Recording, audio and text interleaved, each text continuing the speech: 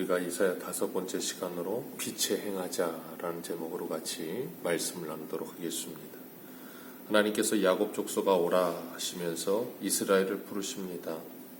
하나님께서 1장에서도 오라 하시며 부르셨는데 2장에서도 계속 오라 하시며 부르십니다.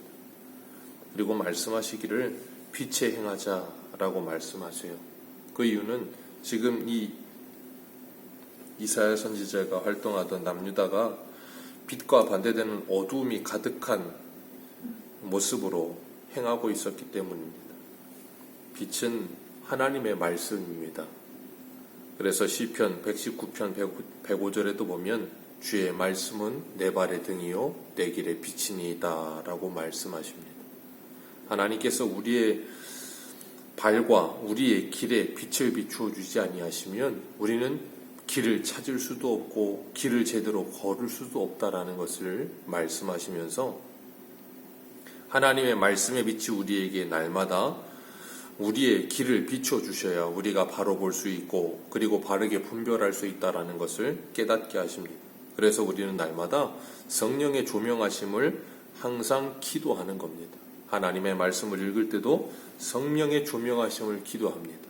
왜냐하면 성령께서 말씀의 빛을 비추어 주시지 않으면 하나님의 말씀을 우리가 올바로 깨달을 수가 없기 때문에 그래요. 그리고 성령께서 우리에게 바르게 하나님의 말씀으로 우리의 길을 분별할 수 있도록 분별력을 주시지 않으면 우리는 인생을 살아가면서도 그리스도인이라고 말을 하고 내가 하나님의 말씀대로 산다고 말을 하면서도 올바른 분별을 하지 못해요. 그렇기 때문에 우리는 날마다 하나님께서 우리에게 빛을 비추어 주시기를 기도하며 그리고 그 빛 가운데 걸어가기 위해 힘써야 될 줄로 믿습니다.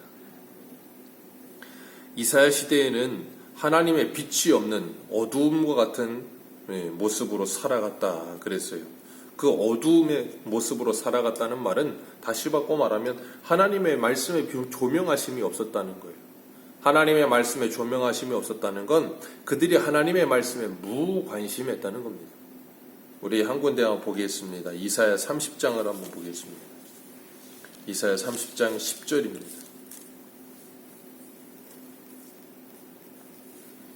이사야 30장 10절, 11절 우리 두 절 같이 읽겠습니다. 시작. 그들이 선견자들에게 이르기를 선견하지 말라. 선지자들에게 이르기를 우리에게 바른 것을 보이지 말라. 우리에게 부드러운 말을 하라. 거짓된 것을 보이라. 너희는 바른 길을 버리며 첩경에서 돌이키라. 이스라엘의 거룩하신 이를 우리 앞에서 떠나시게 하라 하는도다. 아멘. 이사야 선지자가 활동할 때 이 남유다의 백성들의 이 영적인 상태가 이렇다라는 것을 우리에게 보여주고 계시는 거예요. 선견자와 선지자에게 하나님의 말씀을 하지 말라는 거예요. 듣기 싫다는 겁니다. 그냥 우리가 듣기 좋은 말만 하라는 겁니다. 그리고 거룩하신 하나님이 우리를 간섭하지 못하게 하나님으로 우리를 떠나시게 하라. 하나님과 함께하는 게 싫다는 겁니다. 하나님을 버리고 있는 게 누구예요? 이스라엘 백성들. 하나님의 말씀을 버리고 하나님을 버리며 빛 가운데 거하지 않고 어둠 가운데 살아가겠다고 그들이 스스로가 이야기를 하고 있어요. 그래서 하나님께서 오늘 본문에 뭐라 그러세요?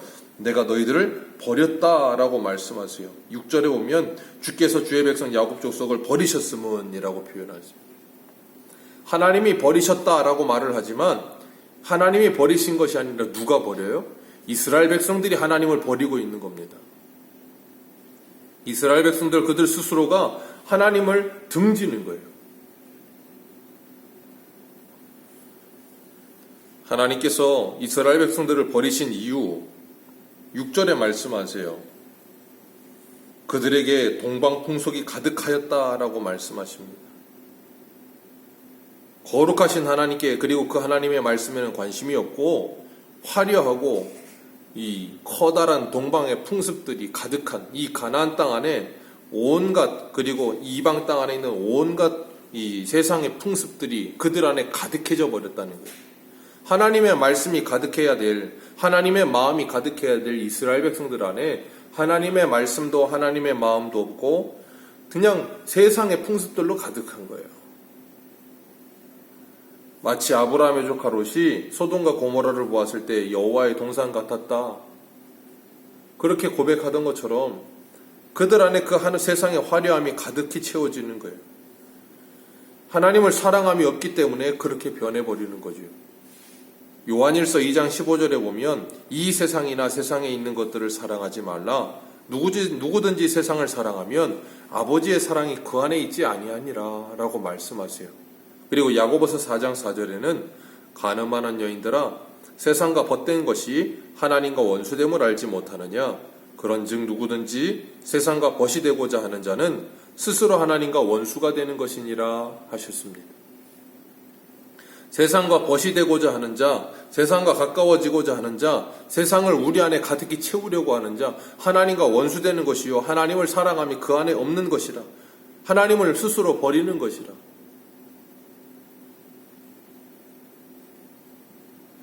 그 동방풍속으로 마음속이 가득하니 하나님이 그 안에 있을 틈이 없는 거예요.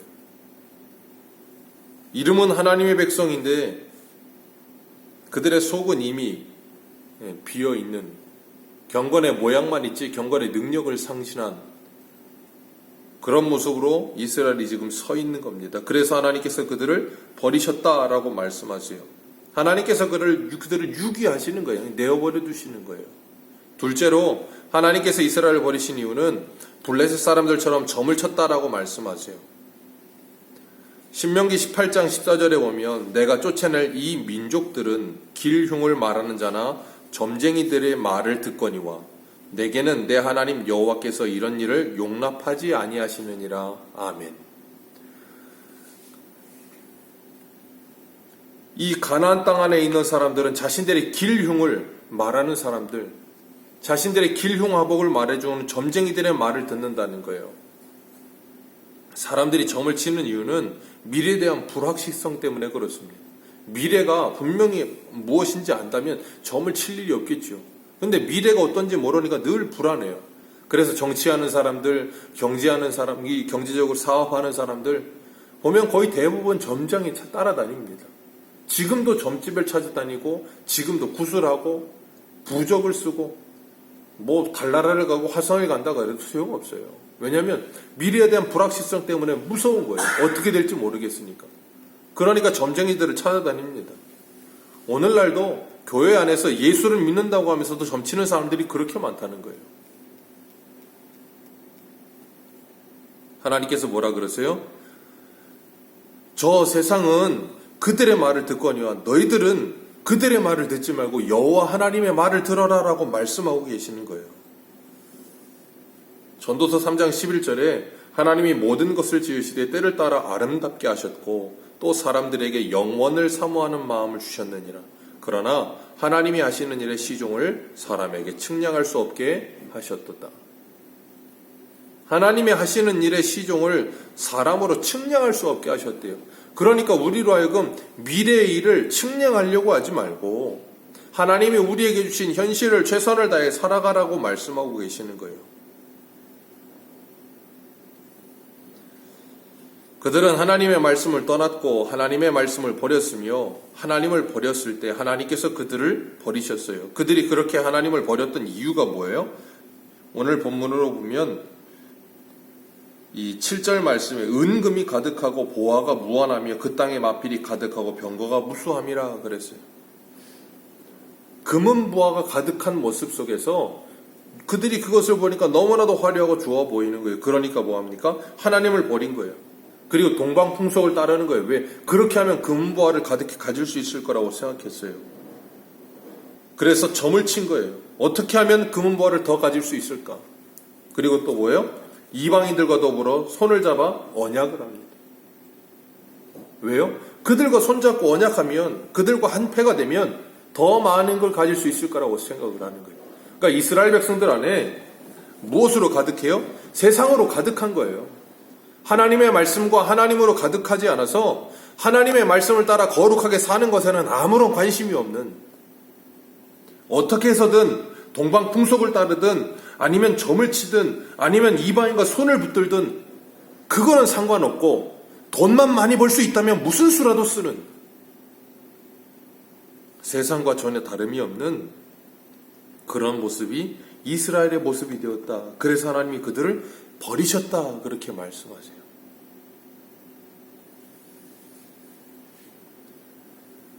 데모노 생스피오라고 하는 사람이 베니스의 상인이라는 것에서 그 책의 희극에서 그런 표현을 쓰죠. 반짝이는 것이 다 금은 아니다. 이스라엘 백성들 눈에는 이 7절에 있는 은금이 가득하고 보화가 가득하고 마필이 가득한 그 모습이 금은 보화처럼 보인 거예요. 너무나도 화려하게 반짝여 보였던 거예요. 그들에게 하나님의 말씀은, 그리고 하나님은 아무런 반짝임도 없어 보이는 거예요. 그 이유가 뭐예요? 그들에게 빛이 없기 때문에. 빛이 없기 때문에 제대로 보지 못하고 제대로 분별하지 못하는 거예요. 영적인 빛이 없으니까. 그러니까 어떤 상태가 돼요? 9절에 보니까 천한 자도 귀한 자도 귀천에 상관없이 어떻게든지 무엇인가를 더 이 땅의 것들을 더 얻어낼 수만 있다면 그것 때 절을 하든 굴복을 하든 아무런 수치심도 아무런 부끄러움도 없는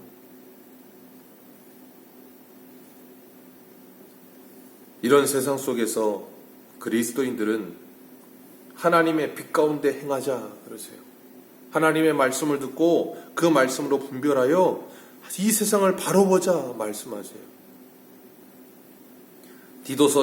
디모데전서 6장 17절에 보면 이렇게 말씀하세요. 내가 이 세대의 부한 자들을 명하여 마음을 높이지 말고 정함이 없는 재물에 소망을 두지 말고 오직 우리에게 모든 것을 후히 주사 누리게 하시는 하나님께 두며 선을 행하고 선한 사업을 많이 하고 나누어 주기를 좋아하며 너그러운 자가 되라. 이것이 장래에 자기를 위하여 좋은 터를 쌓아 참된 생명을 취하는 것이니라. 아멘. 이 세대의 부한 자들에게 명한다. 마음을 높이지 말고 정함이 없는 재물에 소망을 두지 말아라. 이 세상에 있는 재물들은 정함이 없다라고 말씀하세요. 오늘 본문에 이스라엘 백성들이 은금과 이 보화와 그리고 마필과 병거가 가득한 모습을 보면서 반짝이는 보화라고 생각을 했는데 그것은 정함이 없대요. 하나님이 누구에게든 주실 수도 있고 누구에게서는 거두어 가실 수 있는 정함이 없는 거기에다 소망을 두지 말고 하나님께 소망을 두라는 거예요. 우리로 하여금 예수 그리스도가 우리의 진정한 소망됨을 믿으라는 거예요. 그리고 천국의 소망을 두라는 거예요. 그리고 빛의 여호와의 빛 가운데 행하자. 에베소서에는 빛의 자녀처럼 행하자. 빛의 자녀 열매는 착함과 의로움과 진실함이니라. 그렇게 살아가는 것이 금보다도 귀한 믿음이니라. 그런데 오늘날 이 세상의 사람들 그리고 이 세상의 동방풍속으로 가득한 교회와 성도들은 금보다도 귀한 믿음이 아니라 믿음보다 귀한 금. 믿음을 버리더라도 내가 그리스도인이라는 이름을 버리더라도 돈만 많이 벌 수 있다면 얼마든지 이방인과 손잡을 수 있고 얼마든지 점을 칠 수 있고 얼마든지 동방풍속을 따를 수 있는 생각해 보십시오. 만약에 동방풍속을 따르고 점을 치고 이방인과 손을 잡아서 한 달에 1억씩 번다고 생각해 보십시오. 오늘날 교회 다니는 사람 중에 그거 안 할 사람 몇 명이나 될까요? 한 달에 1억 준다 그러면 아마 다 손들고 갈걸요.